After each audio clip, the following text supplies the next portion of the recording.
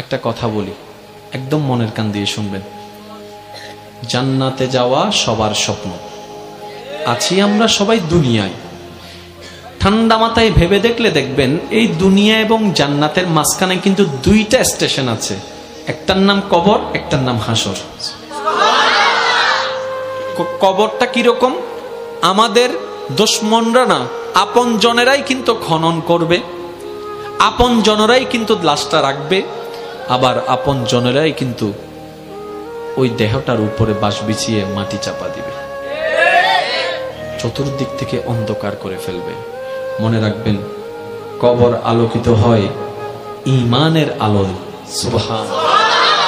আর হাসর আলোকিত হবে আল্লাহর রহমতের সাথে আপনার আমলের আলোয়, সুবহানাল্লাহ। হাসর আলোকিত হবে আমলের গুণে, কবর আলোকিত হবে ঈমানের গুণে। আর ঈমানটা কানে থাকে না, মনে থাকে। তাহলে সেই মনটাকে যদি আপনি পরিষ্কার করে ফেলতে পারেন, হ্যাঁ সত্য, এটা একদিনে হয় না, এটা এক সপ্তাহে হয় না, এটা এক মাসে হয় না, এটা এক বছরে হয় না, এটা হচ্ছে বান্দা চেষ্টা করতেই থাকবে হিংসা থেকে যেন সে নিজেকে বাঁচাই রাখতে পারে। মন চাচ্ছে অন্যের বদনাম করতে, সে জিহ্বাকে কামড় দিয়ে রাখবে, দুনিয়া উল্টায় যাক, আমি বদনাম করব না, আমি বদনাম করব না, আমি বদনাম করব না। মন বলছে তাকে মেরে ফাটাই ফেল রাগের কারণে, আপনি বলবেন দুনিয়া উল্টায় যাক, আমি তার গায়ে হাত তুলব না, আমি মাফ করে দিলাম, আমি মাফ করে দিলাম। কেউ একজন এসে বলল অমুক তোর নামে বদনাম করছে, যা যা বিশ্রী কথা বলছে, আপনি মুস্কি হেসে কথাটাকে রিসিভ করে বলবেন আলহামদুলিল্লাহ, আমি তাকে মাফ করে দিয়েছি। এভাবে যখন বান্দা চেষ্টা করতেই আছে, শয়তান আপনাকে হয়তো অন্তর ঘরে না হয় বন্ধু বান্ধব দিয়ে কিছু কথা আপনাকে কানের মধ্যে পিন দিবে। যেমন কিছু কেউ আপনাকে এসে বলবে যে তুই কি ঠান্ডা হয়ে গেলি, তুই কি হার মেনে গেলি, তুই কি পরাজিত হয়ে গেলি, তুই মারতে পারিস মারস না কেন, তুই বলতে পারিস বলস না কেন, তুই বাধা দিতে পারিস দেশ না কেন। আপনি বলবেন দুনিয়াকে খুশি করার আমার দরকার নাই, আমার রবকে খুশি করার দরকার, সুবহানাল্লাহ। মনে রাখবেন ভাইয়ের একটা কথা, সব কিছুর মূলে রব। আপনি ডাইনে থাকেন, বামে থাকেন, সামনে থাকেন, পিছনে থাকেন, এভরিথিং, সব কিছুর মূলে গিয়ে রব।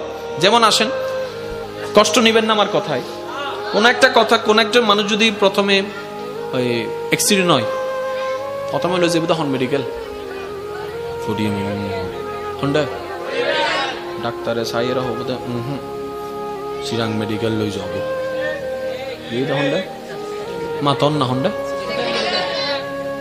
চিরাং মেডিকেল হতো আগা হইতাম ডাহাওলা সাইয়ের হতো তো বেশি রিক্স ফাইতাম জোর হ না ইয়া বারেন না জায়গা সব জান না বারেন না ইন্ডিয়া লা হতো ফাইতাম না লন্ডন যাব হন্ডা লন্ডন সিঙ্গাপুর ইতারা হতো মারে মা এই মেশিন আর তো নাই আমেরিকা যাবি আমেরিকা যাওয়ার পরে ডাক্তার হত দেয় ইটা হত আর হনমিকে যাইতো না হইস পডিয়াতুন গুতে গুতে চলি সিধা হন্ডা আমেরিকা হত আই আর হন্ডা হইম ইতারা তো সিনিয়র আর হাসে ফাটাইতে আর হাসে ফাটাই আ হন্ডা ফাটাই আর তুন সিনিয়র মেশিন তান্ডা হনমিকে জোরহনা সিনিয়র মেশিন তার তো হনমিকে এবার আমেরিকা ডাক্তার হত আল্লাহ লাগর আল্লাহ লাগর আল্লাহ লাগর আল্লাহ লাগর শেষ ফল দিয়ে এর কি হস আল্লাহ লাগর আল্লাহ লাগর আল্লাহরে ডাক আল্লাহরে ডাক আল্লাহরে ডাক ইটা হদ্দে মাইলে ফিরে ইয়ান যদি এন্ডা হতে কি ইতো দে ইয়া শেষ পর্যন্ত হার হাসে নাম বুঝে দে জোর হ না হার হাসে আরো জোরে হার হাসে আল্লাহ হদ্দে এতম বাদে না ডাক হদ্দে ঠেকাত করি ইয়াকার নাম লর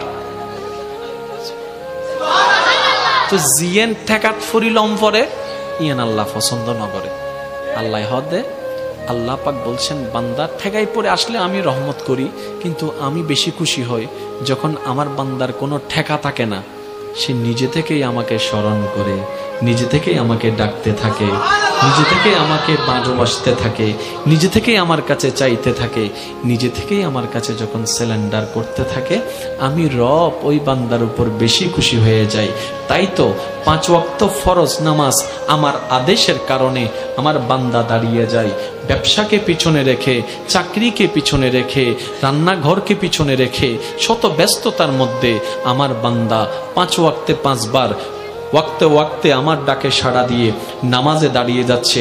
কেউ মসজিদে, কেউ যাই নামাজে, কেউ ঘরের মধ্যে, কেউ ব্যবসার মধ্যে, কেউ অফিসের মধ্যে, কেউ ফ্লাইটের মধ্যে, কেউ জাহাজের মধ্যে, কেউ নৌকার মধ্যে, কেউ গাড়ির মধ্যে। আমার বান্দা শত ব্যস্ততার মধ্যে শুধু আমার আদেশটা পালন করার জন্য 5 ওয়াক্তে 5 বার শত ব্যস্ততার মধ্যে আমাকে ভালোবেসে, আমাকে হাজিরা দেওয়ার জন্য, আমার দরবারে হাজিরা দেওয়ার জন্য, আমাকে খুশি করার জন্য আমার বান্দা নামাজ পড়তে থাকে। কিন্তু এর ভিতরেও যদি কোনো বান্দা রাতের ঘুমটা হারাম করে, যাই নামাজটা বিছিয়ে চুপি চুপি সবাই ঘুম তাহাজ্জুদের জন্য দাঁড়িয়ে যায়, আমি রব তখন আরো বেশি খুশি হয়ে যাচ্ছে। কেন? আমি আমার বান্দাকে বলিনি, সে নিজে থেকে এসেছে। আরেকটু জোরে বলেন। আমি আমার বান্দাকে বলেছি, বান্দা ঘুমাও। বান্দা দাঁড়াই গেল জামাতে নামাজে, বান্দা দাঁড়াই গেল যাই নামাজে। এবার ফেরেশতা জিজ্ঞেস করে, মাওলা সে তো ঘুমাই না, দাঁড়িয়ে আছে। বান্দা বলে যে আল্লাহ তোমারে চাই, তোমার রহমত চাই। রব বলে যে এই জিনিসটাই তো আমার ভালো লাগে, যেটা নিজে থেকে বান্দা আমার জন্য করে। একটু দেখেন, এখানে কঠিন কিছুই নাই। মনে রাখবেন ভাইয়েরা, সব কিছুর মূলে হচ্ছে কে? তো যেখানে মূলটা আপনার আল্লাহ, আগে থেকে ওটা ওনাকে ধরে বসে থাকেন না। ওয়াতাসিমু বিহাবলিল্লাহ, সুবহানাল্লাহ। তাহলে কিন্তু আর এত দিক বেদিক ডাইন বাম করার কোনো সুযোগ দরকারই নাই। বলেন না?